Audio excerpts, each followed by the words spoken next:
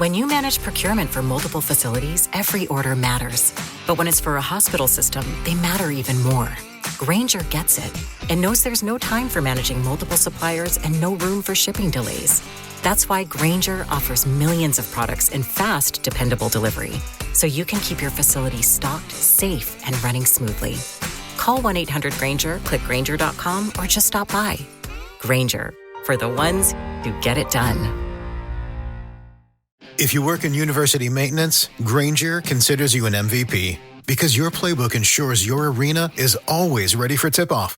And Grainger is your trusted partner, offering the products you need all in one place, from HVAC and plumbing supplies to lighting and more, and all delivered with plenty of time left on the clock, so your team always gets the win. Call 1-800-GRAINGER, visit Grainger.com, or just stop by. Grainger, for the ones who get it done. Ladies and gentlemen, thank you for listening. Thank you for downloading. And thank you for subscribing to the latest edition of the 12 Kyle podcast. I am your boy, 12 Kyle. Check this out. On this episode, what I want to talk about is colors. Colors. No, not the famous song by Ice-T. But I want to talk about colors, more specifically, colorism. Now, if you're not familiar with it, get familiar. I will explain for those of you who don't know what I'm talking about. And I'm pretty sure there's a segment of you who don't know what I'm talking about, but just relax. I'll get to it. I came to this topic because I was as you guys know, I'm a huge fan of the TV series Snowfall, right? So I was looking for something, and I did a podcast probably maybe 2 months ago on Snowfall. And I was looking for some clips or something on Twitter. And in the midst of looking for the clips on Twitter, I think I typed in Snowfall. That's what it was. I typed in the hashtag Snowfall FX, and there was a young lady that had posted a tweet about Snowfall, and so I looked at her tweet. But what happened was, when I looked at her tweet wasn't the thing that got my attention. What got my attention was the tweet right beneath the tweet that I was looking for, and I'm going to read it to you. And the young lady's name is Rasante. On Twitter, my name is Rasante. And the tweet is from February 20th, 2023. And it says nobody, meaning that nobody would say this. And then under that, it says me. When was the last time I saw a chocolate baby? Like both parents are chocolate and produced a chocolate baby. Not a brown paper bag baby, like a Hershey's chocolate kiss baby. Are dark-skinned families becoming extinct in America? Question mark, question mark, question mark. And so that tweet got me to thinking, and I immediately took a picture of it because I was like, you know what, that's an episode right there. Because it deals with colorism. And it's always interesting because I'm going to let the cat out of the bag really quick. If you're not black, you probably have never been privy to this conversation. Unless you've been around black people. And then sometimes, even if you're around black people, we don't really talk about this particular thing in mixed company. And we're going to do that this time because, but this mixed company, because those of you who are listening, I can't assume that all of you are black. Or those of you who are watching on YouTube, thank you for watching. I'm going to assume that you're not all black. In case you did not know, I am black. I mean, I got to be honest, right? They may not know. I mean, if they don't have YouTube, they may not know that I'm black, but I'm black. And I'm dark skinned. Chocolate. Hershey's Kisses chocolate, she described. I like to call it sexy chocolate, but hey, it is what it is.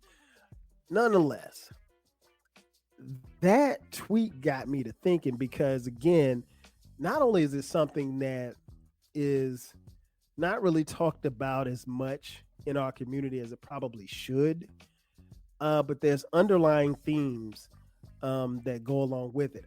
Before I even get into that, I will get into the personal. Um, well, no, you know what? Let me get into the themes first. Uh, and so naturally, before I get into my personal account, let's talk about what colorism is. And I'm going to read to you um, the definition. It says here another type of discrimination that typically exists among people of the same race, ethnicity is colorism.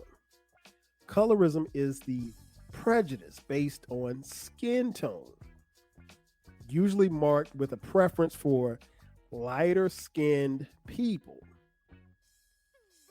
It roots from the belief of white supremacy and it can be traced back to slavery.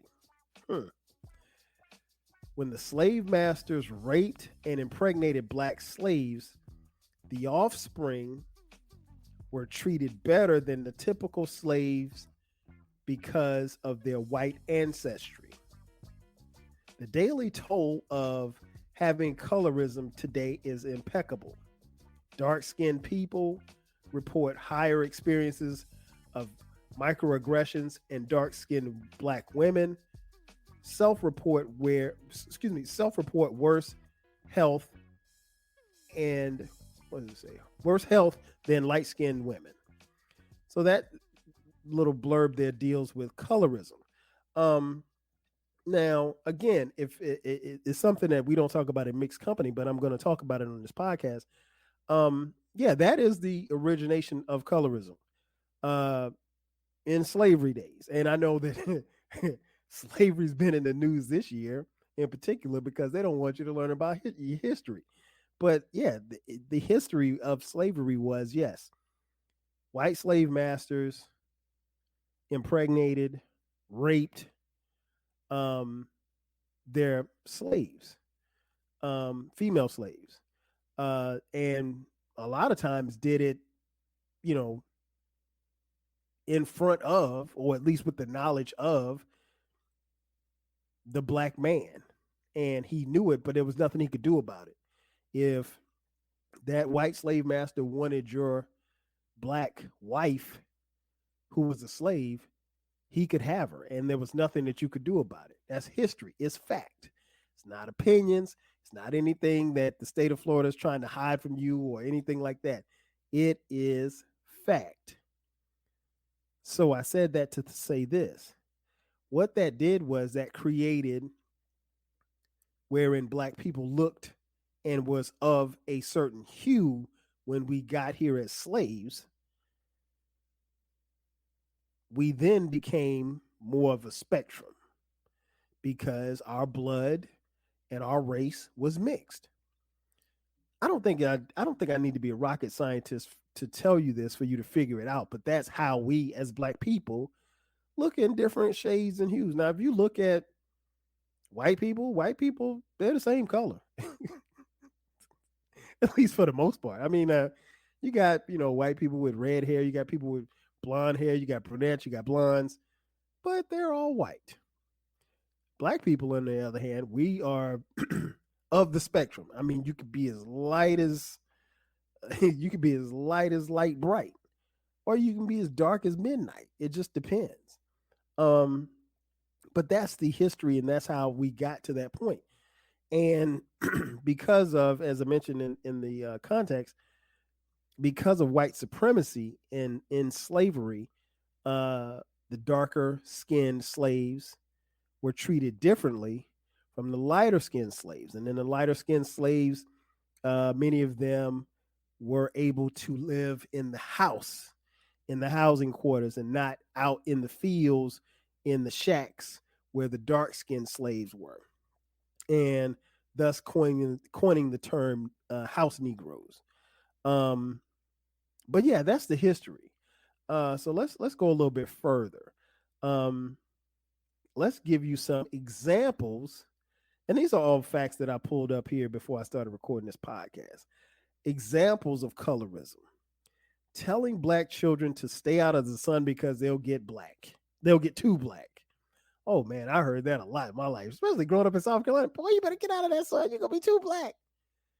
As if there's something wrong with being black or blacker. Let me let y'all in on a little secret.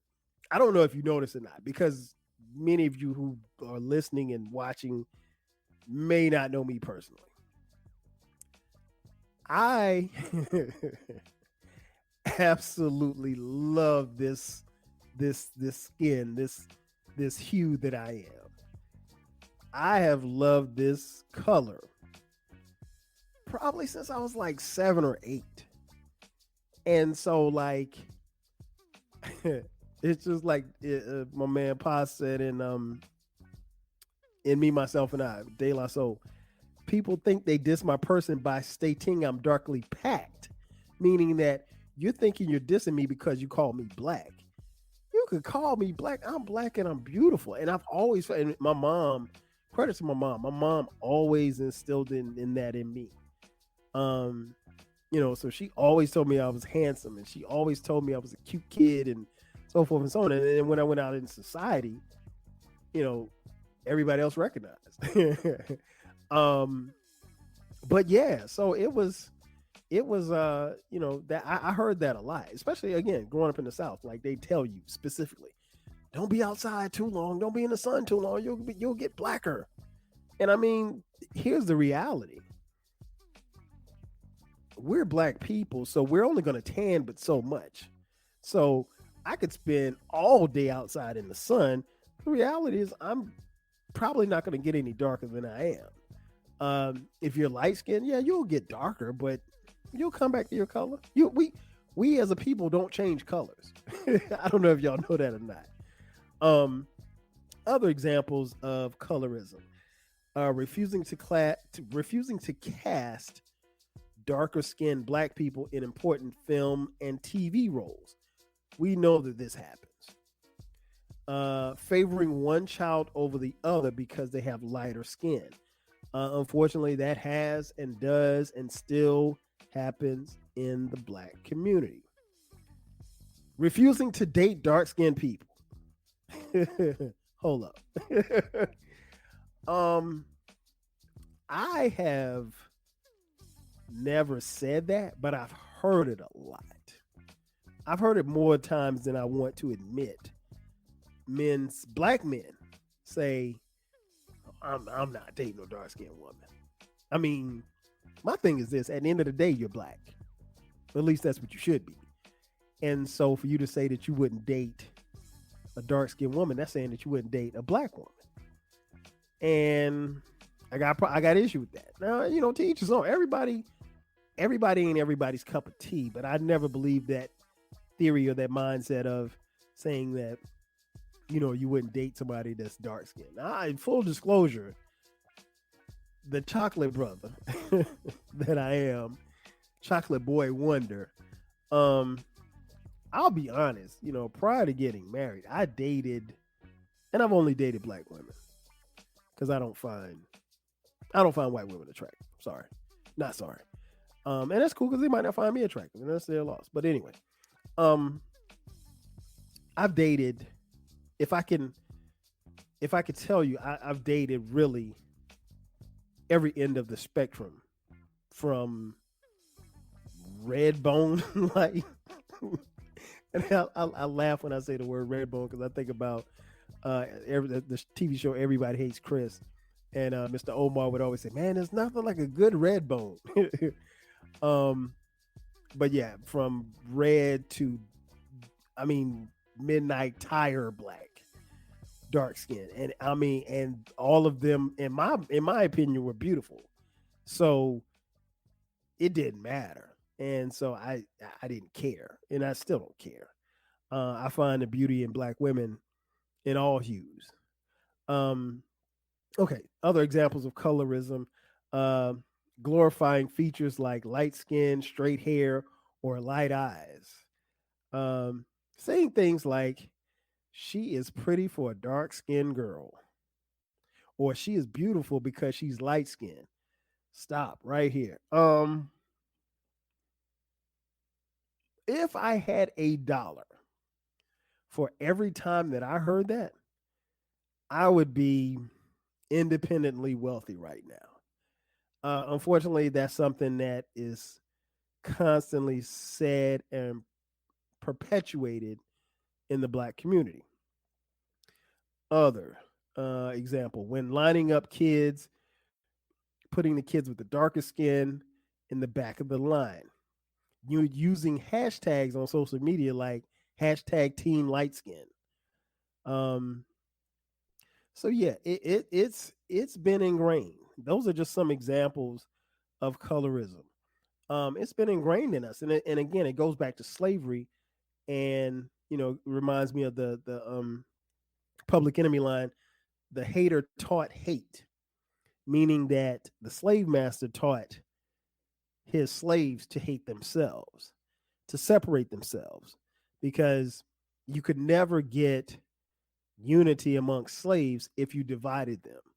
And probably the easiest way to divide them was to create a second class and make ones feel better than the other about themselves, about their living situations, about their overall life. And so that's how it came to be. Now, again, it trickled down, and it trickled down over the years. Um, and it trickled down, and it's something that has permeated throughout our community in different ways and different mediums. Um, and it hasn't been cool. And it's something that, again, it's the secret that really wasn't talked about a lot, but it was definitely something that was there. And I don't think that we as black people could not acknowledge the fact that it's there. Case in point, I'll give you an example. As many of you know, or maybe you don't know, if you follow the podcast, you know that I am a proud alum of the great South Carolina State University. If you're watching on YouTube, you can see my helmet right here, where I played college football at. Got my degree in marketing in 1996, right?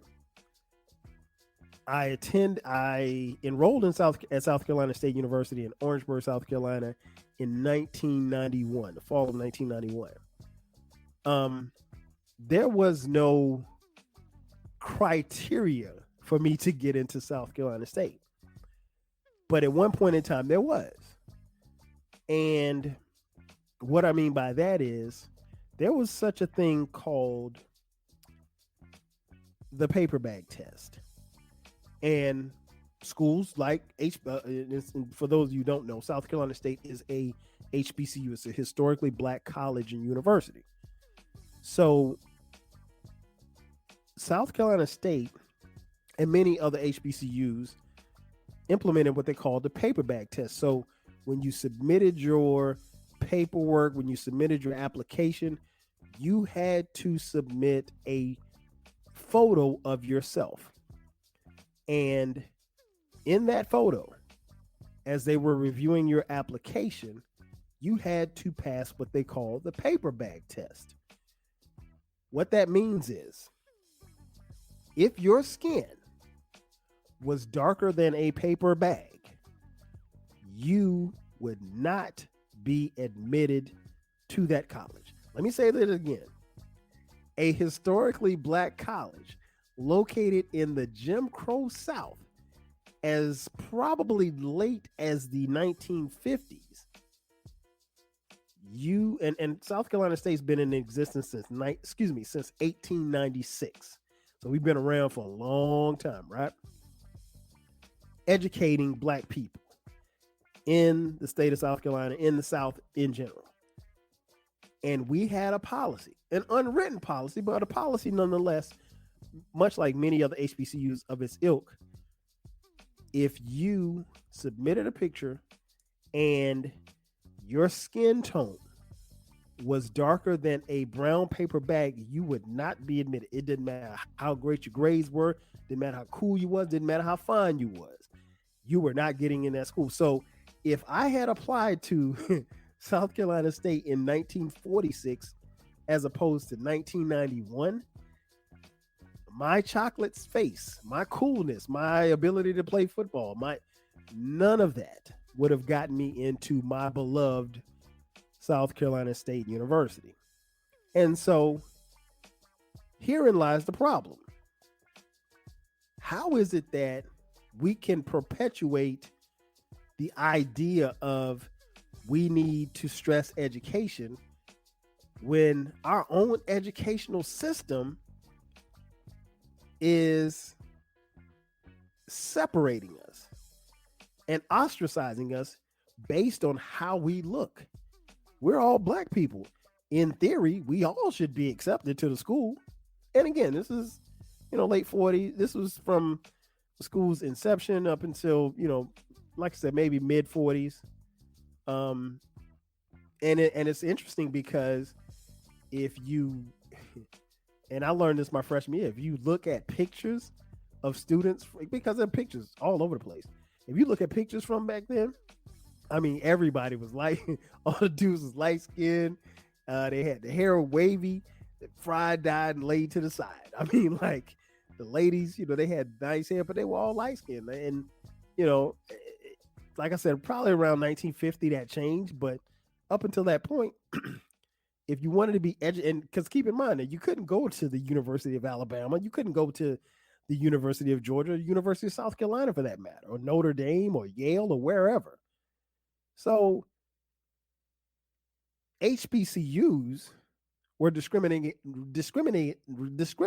against their own people. That's crazy when you think about it.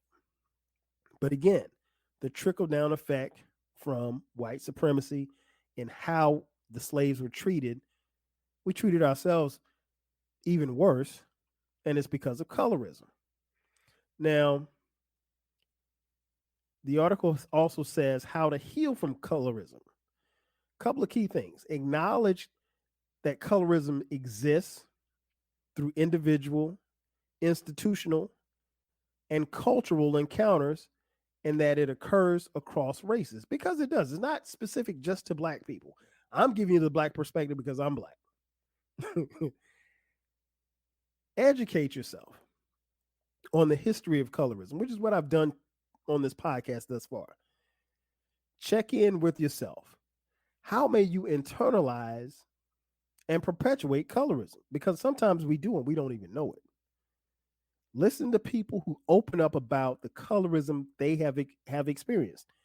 If you talk to enough black people, you will get stories, particularly if they are older. I have a friend, and I'm sure she's going to hear this episode. Shout out to T. We've talked about that. We go back. I mean, she used to blog back in the day, and we were blogging. And I remember her specifically. Her name was Pretty Black back then, and she talked specifically on her blog about instances of colorism and the things that she experienced being a dark-skinned girl growing up in the 70s, in the 80s, 80s and 90s. So yeah, if you talk to people, they will tell you, their experiences. Have conversations with people. Share what you've learned about colorism and how it affects others. Parents, caregivers, have conversations about race, colorism from an early age, and continue, these conversations as the child grows. I think that's very important. And I'll talk about my kids in just a second. Increase the diversity of blackness in Hollywood. I think that's very important, because if you make Beyonce the model for what's beautiful as far as black women, well, every black woman doesn't look like Beyonce. Every black woman isn't, light skin, long hair, light eyes. Some women look like Lupita. I can't pronounce her last name. You know what I'm talking about. Lupita from Black Panther. She is beautiful. But we black women, black men, we come in all shapes, sizes, and hues. But yeah, I think that's, some of the things that we have to acknowledge. Um, and that's how you heal from, colorism. I mentioned earlier that I was going to talk about myself. And again, I have no problem disclosing this, but like it's interesting. And what the thing that caught my attention was, again, the tweet. But like, and I don't know if some of you know because you know me, but the rest of you don't know. Like my wife, I'm dark skinned, but my wife isn't. My wife is light skinned. Now, as many of you know, maybe you don't know, we actually met in college, right? When I met her, I didn't say, "Hey, that girl right there is gonna be my wife." But at the time of this recording, we're about to celebrate 23 years of marriage. We got four beautiful kids. Um, and what's interesting is like we would have these conversations, and I remember like when we first started talking, we were friends, really good friends at first. And then we started dating, and I remember just we just some random conversation. We were having breakfast one day at school, and she mentioned the fact that she'd only dated like dark skinned guys, and I was like, I looked at her like she was crazy. I was like, so what does that mean? And she was like, well, I'm always been attracted to dark skinned guys. And I was like, well, you're light skinned. I was like, so what does that mean? And because I kept asking her, like, because I seriously wanted to know, like, what does that mean? And I knew what it meant, but I wanted her to say it. And so I joked with her. I said, well, hey, you have a color complex. And she was like, well, I'm light skinned. She was like, you date. I was like, and I stopped her right there. I said, look, I've dated them all. um, and all colors. I mean, like all hues as far as black women are concerned.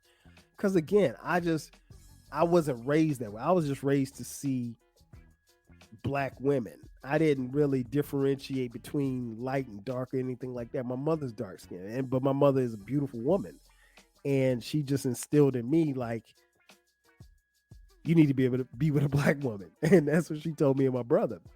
And we both married black women. But no, I wasn't tripping on that. Like, and so her little joke for me was uh when we were dating in college, she used to call me her chocolate man. And so like, it was a running joke and it was an inside joke, and I'm not going to get into why she called me that. But anyway, long story short, um so like fast forward, we date forever, get married in 2000, right? We have kids, we have Dion, our oldest. Um and then like naturally our kids color wise um are closer to the brown paper bag. And they all are, honestly, the four of them are, we have three sons: Dion, Cameron, Brandon, and our youngest child is our daughter Skylar. They're all like different hues. I mean, like Dion and Skylar, number one and number four, are probably the closest in hues. They're very brown. Cameron is probably a lighter shade of brown. Now Brandon is my twin. Honestly, if you see, if you see us together, if you see any pictures of a young 12 Kyle, he looks just like me. Same hue, same color, same hairstyle. I mean, like everything.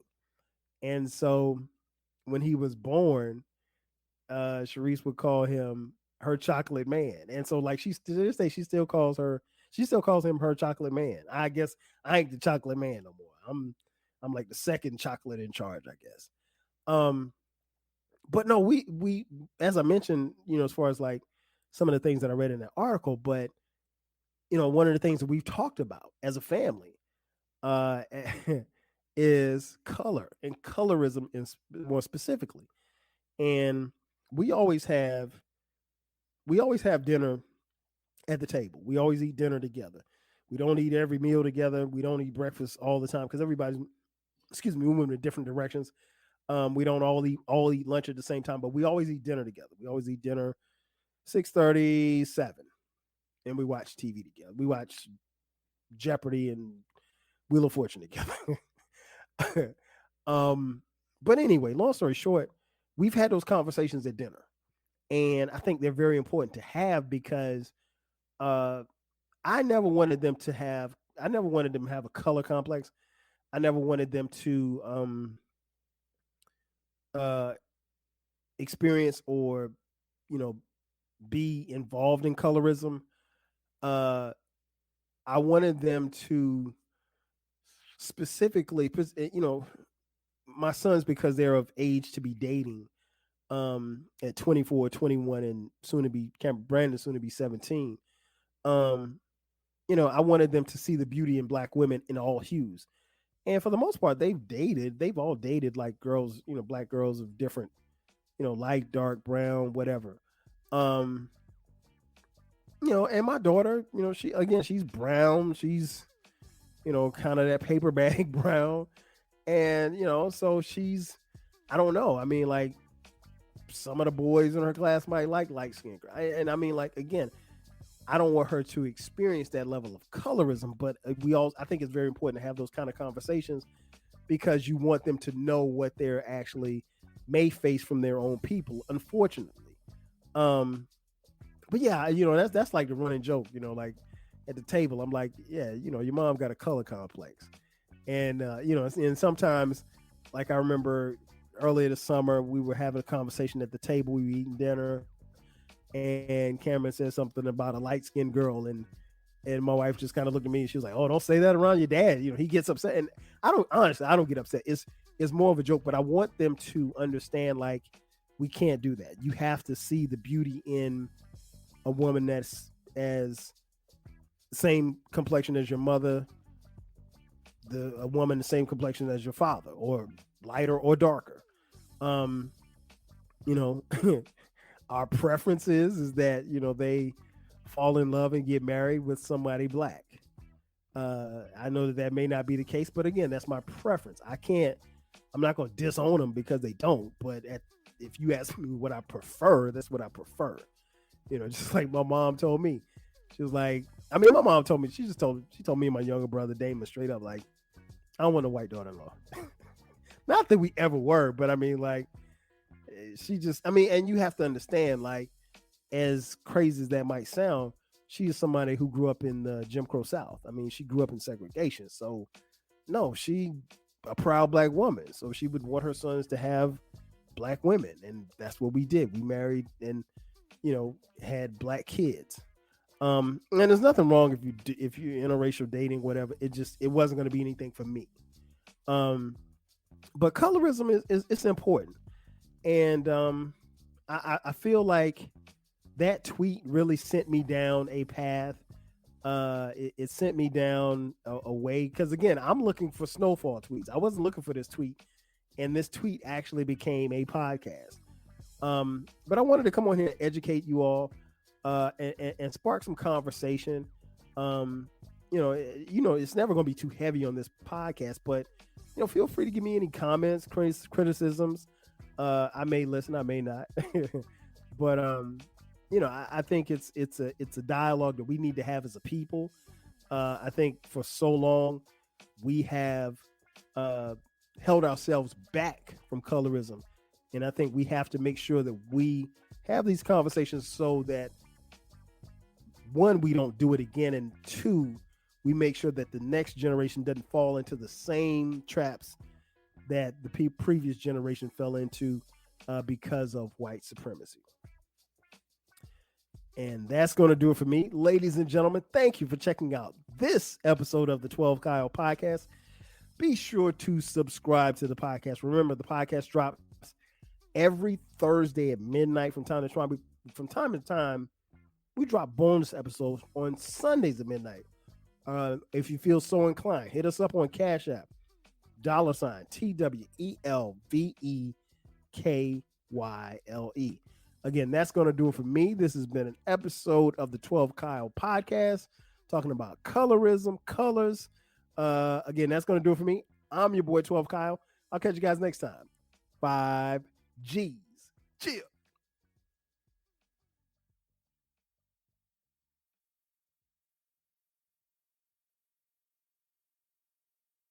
When you manage procurement for multiple facilities, every order matters.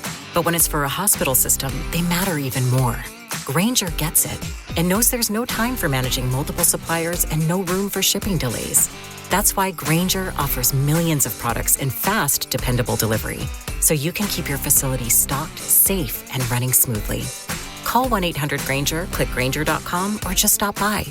Grainger, for the ones who get it done. Liberty Mutual customizes your car and home insurance. And now we're customizing this ad for your morning commute to wake you up, which could help your driving. Science says that stimulating the brain increases alertness. So here's a pop quiz. How many months have 28 days? What gets wetter as it dries? What has keys but can't open locks? If you don't want to hear the answers, turn off this Liberty Mutual ad now. 12 months, a towel, piano. Enjoy being fully alert. Liberty, liberty, liberty, liberty.